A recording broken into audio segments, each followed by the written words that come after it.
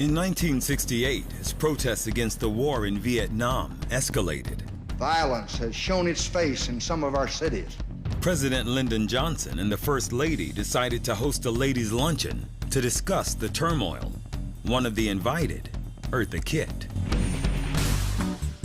And the reason she was invited is that she had been working with youth in the ghettos, and the kids talked to her. She had a very weird reaction to being there because it looked like the white plantation house on the plantation where she was born. The success of freeing our neighborhoods from hoodlums and fear depends upon the cooperation of all our citizens. Lady Bird was talking about planting trees along streets, like they say, the ladies who lunch. It's a nice, respectable lunch, and everyone sort of making polite points, and suddenly Eartha stands up. She turned to Lady Bird and she just said, you're a mother, so what are we gonna do about sending these black kids overseas to get shot? Huh?